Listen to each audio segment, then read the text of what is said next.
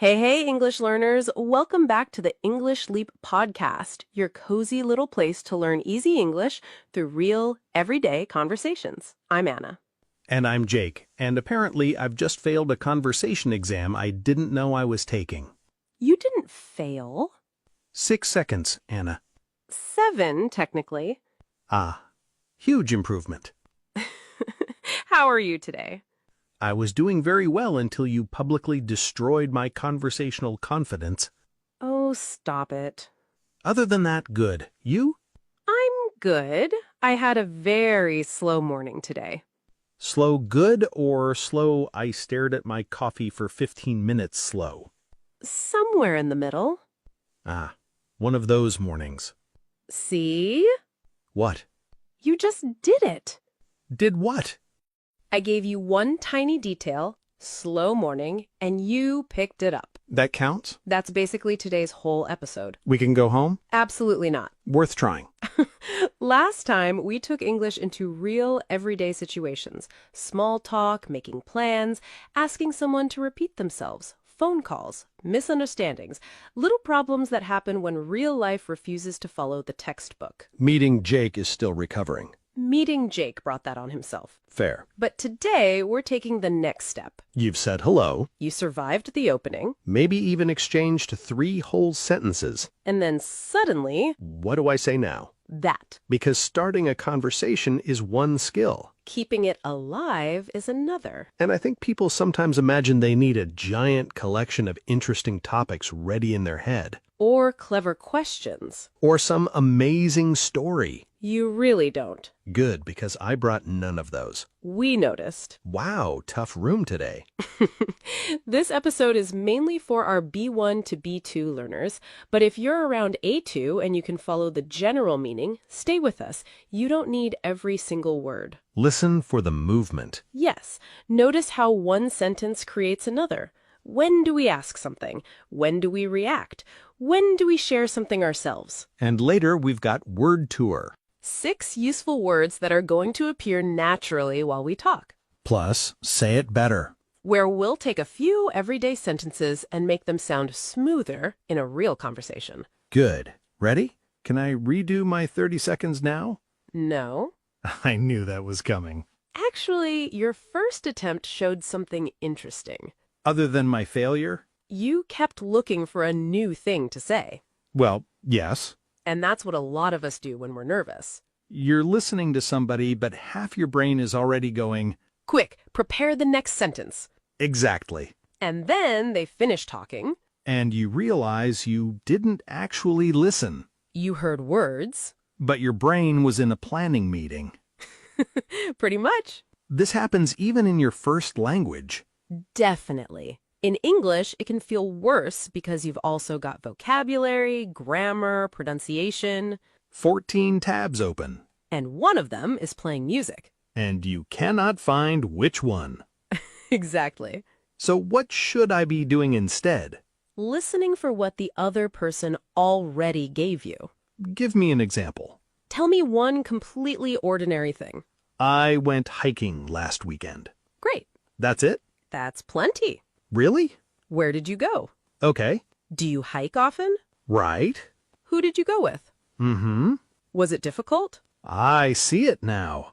Was it planned? Was the weather good? Do you normally like being outdoors? Anna, please, I'm starting to regret this imaginary hike. But look how much was hiding inside one sentence. So I didn't need a second topic. Not yet. I just needed to notice the little directions inside the first one. Right. Those little signals can act as a cue for where the conversation might go next. Try it on me. Okay. Tell me something. I barely slept last night. Why? Good. Was something wrong? Also good? Were you watching something too late? Interesting that you immediately blamed me. Experience. Fine. I started watching one episode of a show, Ah, and then 1 became 3. 4. Anna, I know. on a weekday? I said I know. What show? There. Oh, You stopped trying to do conversation, I just wanted to know what show it was. which is why curiosity helps so much.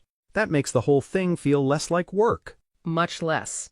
So instead of asking myself, what interesting thing can I say now? Ask, what is interesting in what this person just said? Ooh, What? that one stays. Good. Although the 4 episodes are also staying in my memory. We're moving on. You are.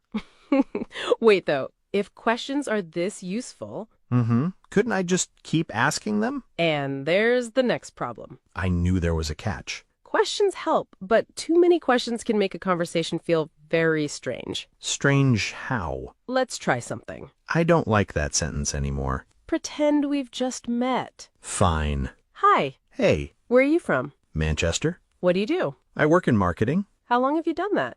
About 5 years. Do you enjoy it? Mostly. What do you do at weekends? Anna, Do you have brothers or sisters? am I applying for something? Do you need references? Maybe. Should I send my CV? See how quickly that stopped feeling like a conversation? I was answering everything, but somehow I felt tired. Because I wasn't really joining you. I was just collecting information. Like a form. Full name, Occupation, weekend activities. emergency contact. Exactly. So what changes it? Give and take. Question, Listen. react, Give a little of yourself. then maybe another question? Let's do the same conversation again. Okay. Where are you from? Manchester originally, but I haven't lived there for years. Oh, really? Do you miss it? Sometimes, mostly the people, not the rain. Fair. I think there are places you miss emotionally more than practically. Exactly. You remember the people, the food, certain streets? And somehow forget standing at a bus stop in freezing rain. Completely. Memory is very selective. Very kind to us sometimes. What about you? Is there somewhere you feel like that about? Definitely. There are places I don't necessarily want to move back to, but if somebody mentions them, I can almost feel a whole period of my life again. Yeah. Certain smells do that to me too. Same. Or a song. Oh, songs are dangerous. One old song and suddenly you're 17 again. With the same terrible decisions. Speak for yourself. I am. See, now we're nowhere near where are you from. And that's fine. Better than fine. It feels alive. Because neither of us is following a list. I think that's easy to forget when you're learning English. You learn 10 great questions for conversation. And then try to use all 10 before dessert. Poor person across the table. Ask fewer questions. And listen better to the answers. Yes. That's the mug. What mug? Ask fewer questions, listen better to the answers. Jake, Very tasteful. no merchandise. T-shirt? Still no. Fine. But there's another side to this. Oh? The person asking questions shouldn't have to do all the work either. Ah. Which brings us back to your first 30 seconds. I knew good would return to haunt you. Fine, I deserved that. Thank you. If someone asks you something, your answer can either close the conversation Good. or give the other person somewhere to go. Let's test it. Do you like cooking? Yes, Nothing wrong with yes. but not much attached to it. Right. Try again. Yeah, actually, I cook quite a lot at weekends. Already better. Although I somehow use every pan in the kitchen. There it is. What? Now I'm interested. In my cooking? No, in how one person uses 6 pans to make pasta. It was a complicated pasta. Was it? No. But that's the idea, isn't it? One extra detail. That's usually enough. You don't need to give someone your autobiography. Please don't. Just elaborate a little. A little more information. Right. So, if you ask, did you have a good weekend? Instead of, yeah, I might say, yeah, pretty relaxing. I went out for breakfast on Sunday. And instantly, I can ask where you went. Or what I ate. Obviously, what you ate. I knew that was coming. Breakfast matters. Another one. Do you enjoy your job? Most days, yeah. I really like the people, but meetings can take over my entire life. Now, I could ask about your coworkers. Or meetings. Or why you apparently have a personal war with meetings. It isn't personal. Sounds personal. It's complicated. And this doesn't have to mean long answers either. No, that's important. Yeah, I like it. I started last year. Enough. Not really. I'm more of a tea person. Enough. I'd love to, but I'm working Saturday. Enough. One small thing that gives the other person a direction. Exactly. And actually, I think learners sometimes hear this advice and think, Great, now every answer needs 3 beautiful B2 sentences. please don't do that to yourself. Good. Because sometimes you don't need a full sentence at all. Ah. Sometimes the smallest response is the thing that keeps the conversation alive. You know, this used to make me nervous. What did? Thinking every response had to be complete. Complete how? Proper sentence, good grammar, something meaningful. And while you were creating your masterpiece... Everyone else had moved on. Exactly. But real people don't respond in paragraphs. Thank goodness. Sometimes you just say, Really? no way. Oh, wow. I know what you mean. Wait, what? That's awful. That's amazing. Go on? What happened? Tiny. But powerful. Because they show you're engaged. You're present. You care what happens next. Okay, I want to test this. Why am I suddenly nervous? I'm going to tell you a story. You're not allowed to give me long answers. That is not difficult. Natural reactions only. Go. Yesterday, I left the house without my wallet. Oh, no. Didn't realize until I got to the supermarket. Seriously? Yep. What did you do? Remembered I could pay with my phone. Oh, good. Phone was at 3%. Jake. I know. Tell me it survived. It survived. Thank goodness. Then I got home Mm-hmm. and found my wallet Where? in my jacket pocket You had it with you? the entire time. Jake. See? What? You barely said anything complicated. Because that story did not deserve complicated English. Rude. But I was listening. I could feel that. And that matters. If somebody feels like you're genuinely with them, they usually keep talking. Let's make it painful now. Oh, no. Same story. Fine. Yesterday, I left the house without my wallet. Okay. Didn't realize until I got to the supermarket. Okay. My phone was almost dead. Okay. I no longer wish to continue this story. Okay has really suffered today. Poor okay. First I used it badly, now you've destroyed it completely. It isn't always the word. It's the energy. Exactly. Listen. Okay. Interested. Okay. Worried. Okay. You have emotionally left the building. Tone is doing half the work, Sometimes more. which also means I don't need to panic if I can't think of a full response immediately. No. React first. Then let the next thing come. Yes. But eventually, even with all these lovely reactions, The topic runs out. thank you, because I was wondering how long I had to keep discussing your imaginary hike. Not forever. Good. At some point, you need to let the conversation move. This is where I occasionally struggle. Occasionally, Be kind. I'm listening. I change topics too suddenly. Give me an example. Okay, you're telling me about your holiday. Fine. You say, the hotel was beautiful. We were right by the sea. Mm-hmm. And I say, Yes. my washing machine broke. Jake. See? That isn't changing the subject. What is it? Throwing a completely different conversation onto the table. There was no bridge. Fine. So give me a bridge. Sometimes the connection is obvious. You mention your holiday, and I say, speaking of holidays, have you decided where you're going in December? Easy. Or you tell me work has been crazy, and I say, that reminds me, how did your presentation go? Nice.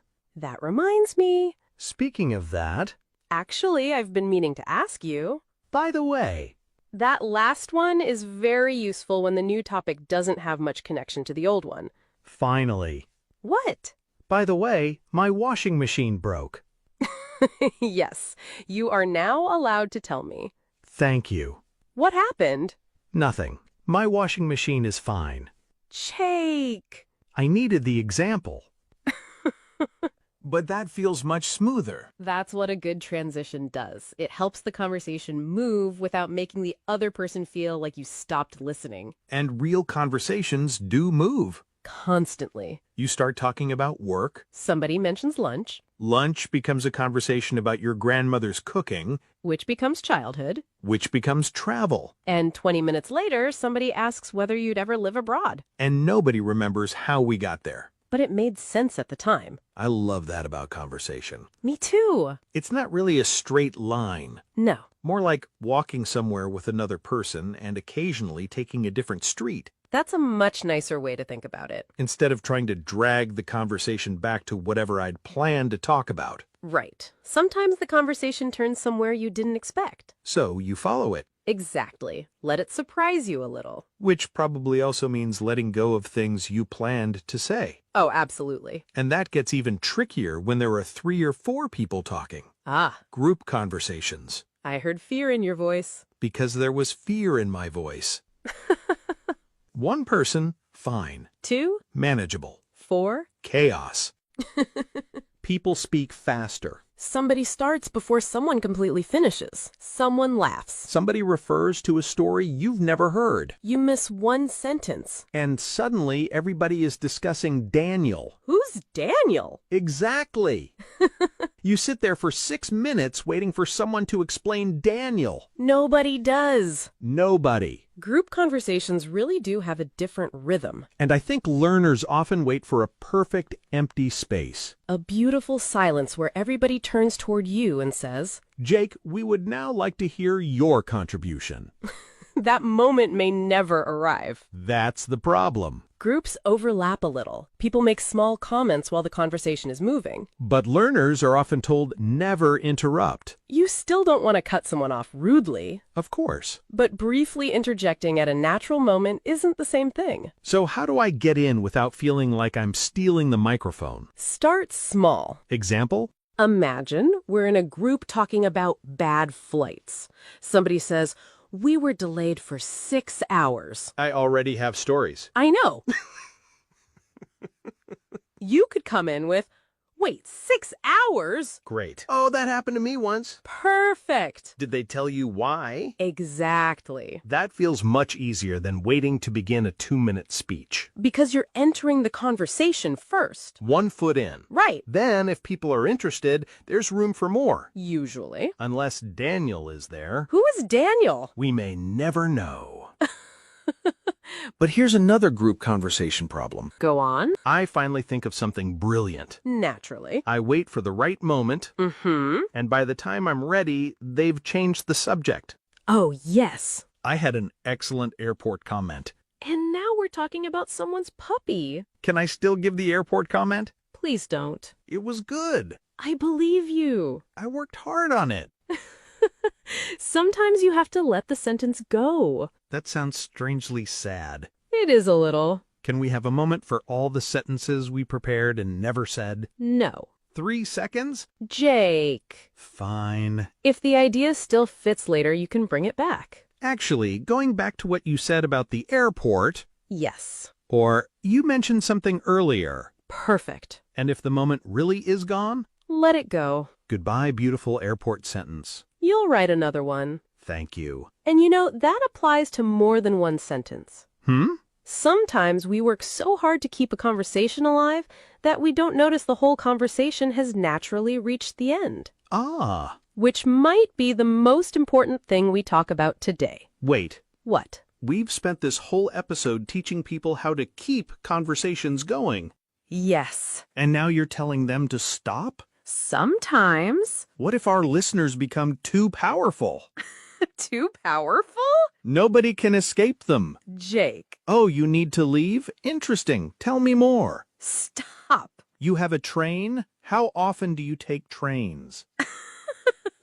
This is exactly why we need this part. Fine. Sometimes the conversation hasn't failed. Okay. It's simply finished. What? Somehow that feels worse. Why? Because now I'm imagining myself desperately trying to rescue something that did not ask to be rescued. We've all done it. You've talked about work, Weekend, family, food, weather, naturally, and then, nothing. and suddenly the plant in the corner is looking very interesting. Don't look at the plant. I wasn't. You were thinking about it. Maybe a little. That poor plant has carried a lot of social pressure for us. But here's the thing. Silence is not always an emergency, and an ending isn't a failure. So instead of forcing another topic, End warmly. it was really nice talking to you. Perfect. I'd better get going, but it was lovely seeing you. Nice. At work, I'll let you get back to it. Very natural. And with somebody you'd actually like to see again? We should catch up properly soon. I like that. Ending well matters. Because that's the last feeling you leave with someone. Yeah. You know what this makes me think about? What? The conversations I remember most aren't always the clever ones. Sometimes I genuinely cannot remember what we talked about, Same. but I remember how it felt. Yes. Easy. Comfortable. Like I didn't have to perform. I know exactly what you mean. Do you? Yeah. I remember meeting someone once when I was having a terrible day. I was tired. I wasn't particularly funny. I definitely wasn't trying to impress anybody. Sounds like a great introduction. I know, but she was so easy to talk to. What did she do? Nothing dramatic. She just listened properly. If I said something, she stayed with it. She asked little questions. She shared little things about herself. And there were pauses where neither of us rushed to fill them. And I remember going home thinking, that was easy. You didn't feel like you had to be on. Exactly. That's rare. It is. And I think that's part of what rapport feels like. That comfortable connection where you stop monitoring every sentence and just talk. You trust the rhythm a little. Yeah. You listen. You respond. Sometimes you tell a story. Sometimes you laugh. Sometimes there's silence. And nobody tries to rescue it. I think that's my favorite idea from today. Which part? A good conversation isn't one where nobody ever goes quiet. No. It's one where the silence doesn't scare you. I like that. That got unexpectedly serious. Look at you. Thank you. I'm proud. Does this emotional breakthrough mean I can redo my 30 seconds challenge? You have been waiting the entire episode for that. Anna, 30 seconds, please. Fine. Yes, Same rules. I'm ready. Go. Hey, Anna, how's your day going? Good. Just good? Yep. You said earlier you had a slow morning. Did it get any better? A little. I went out for coffee after lunch. Oh, nice. Somewhere new? Actually, yeah. A tiny place near my house. Really? What was it like? Maybe 6 tables, very quiet. That sounds like your kind of place. It was, although the coffee was ridiculously strong. Strong good or strong I can hear colors now strong? Very close to the second one. Would you go back? Probably. The woman who owns it was lovely. She started telling me how she opened the place. Wait, she owns it herself? Yup. Apparently she left her old job last year and time. What? 30 seconds! Already? More than 30, actually. Ha! You did it! And you tried good again. Of course I did. Sabotage. So what changed? I stopped looking for a clever next topic. I remembered something you'd already said. Then you mentioned coffee. I followed coffee to the cafe.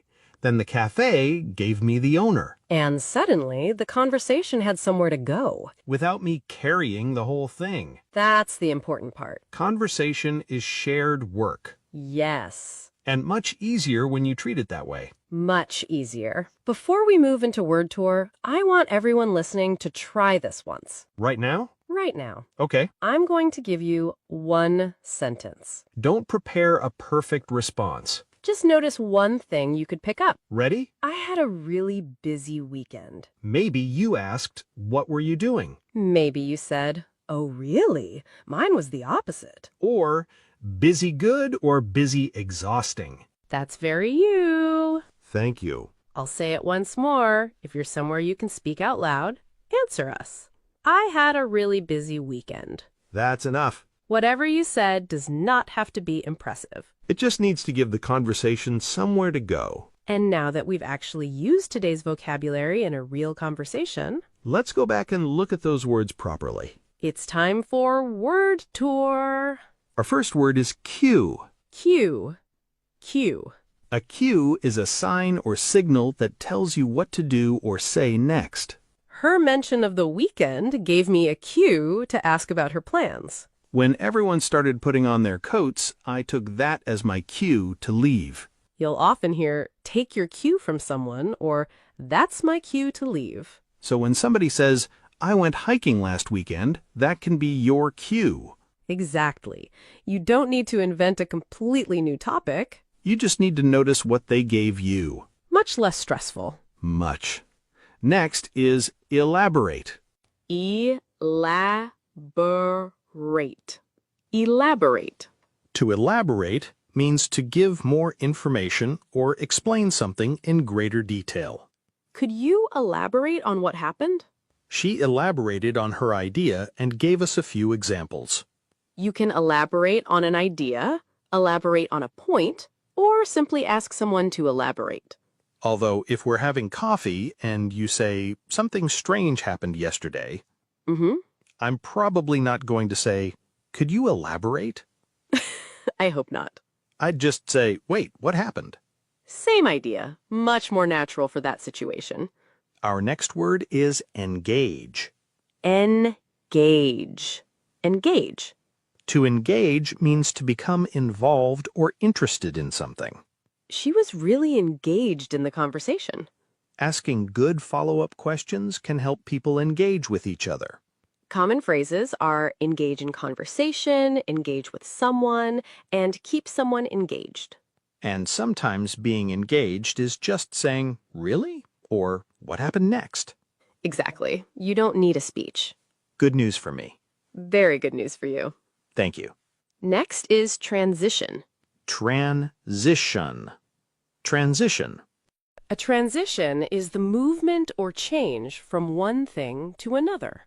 That question helped us make a smooth transition to a new topic. The conversation transitioned from work to travel. You'll often hear smooth transition, make a transition, or transition from one thing to another.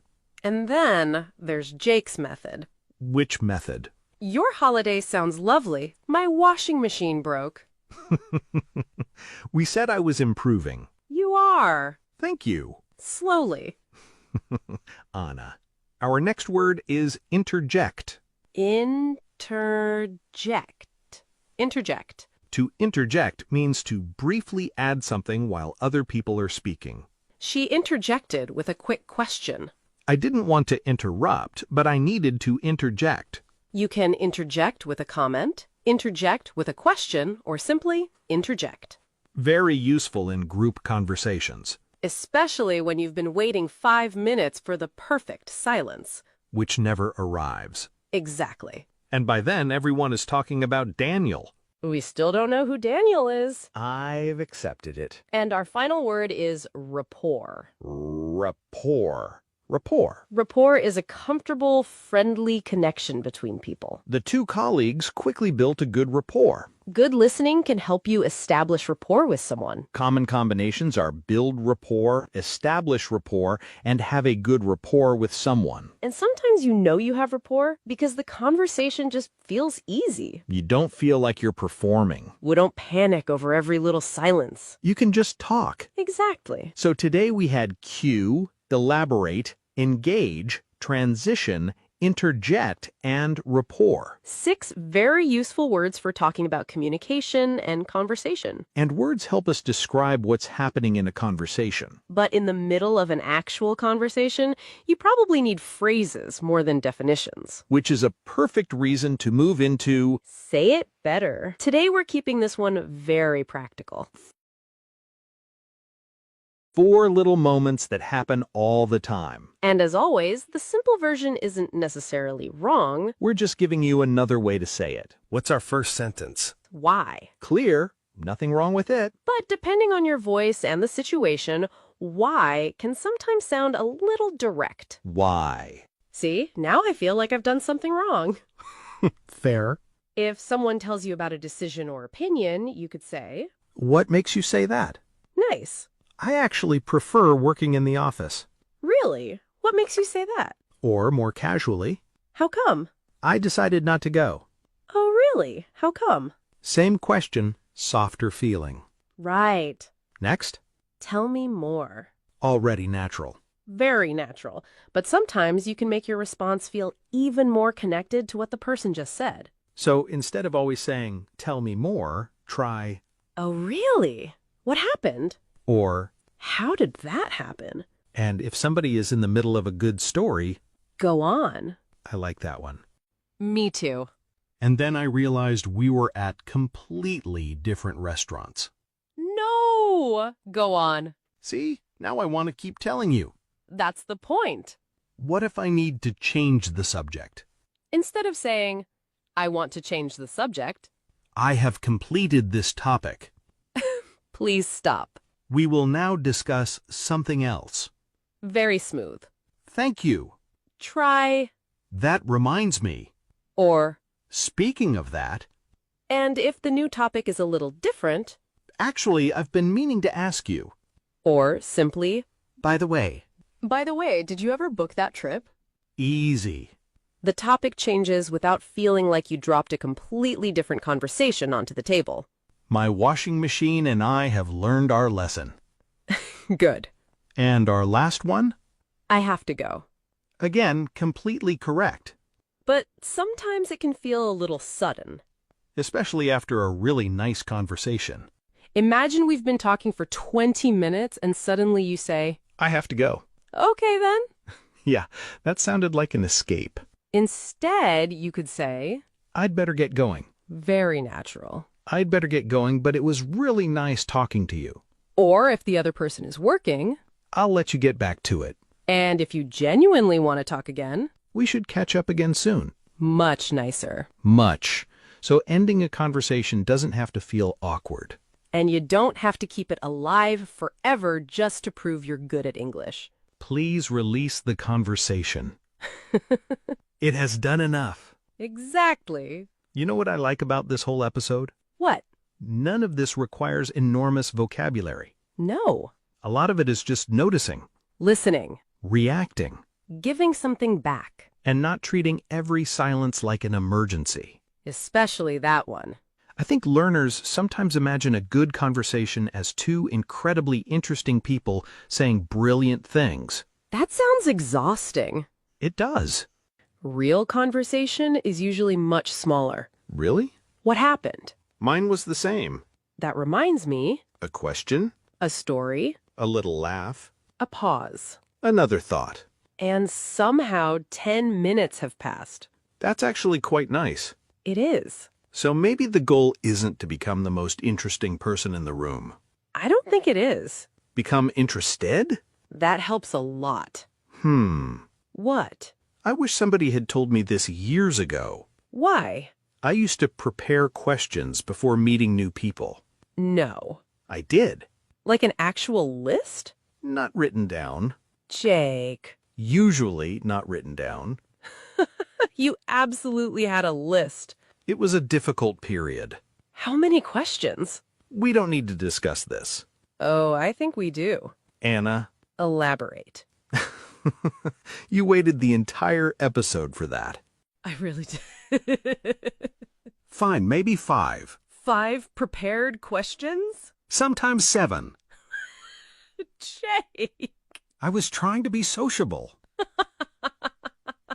That is adorable. Please don't call it adorable. What happened if somebody answered in a way you hadn't prepared for? Panic. Then I tried to steer them back to one of my prepared questions. Oh, Jake. I know. I was treating conversation like a checklist. Look how far you've come. Thank you. I can now survive more than 7 seconds. Sometimes. Anna. But I think that's the thing I want people listening to remember. Go on. You don't have to know where the conversation is going, No. because the other person doesn't know either. You're building it together. One little response at a time. And if it goes quiet, Maybe that's okay. if you don't know what to say, Listen again. if you want to change the topic, Let it move naturally. if you're in a group, Find a small way in. and if the conversation is finished, Let the poor conversation rest. It has done enough.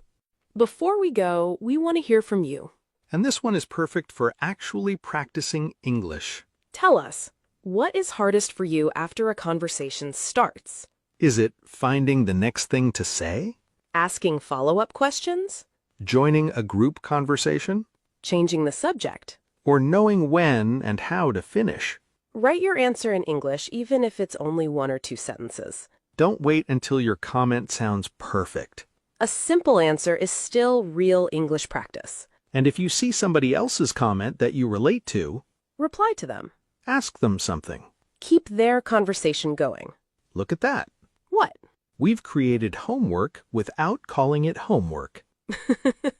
Much better. Thank you so much for spending this time with us. And the next time you're talking to somebody in English, don't put all the pressure on yourself to be fascinating. Listen for one little thing. React to it. Give something back. And trust the conversation a little. That's enough. Keep listening. Keep practicing. And most importantly, Keep talking. even if you occasionally end up discussing the weather. Especially if you panic after 6 seconds. 7. 7. Take care, everyone. Bye for now.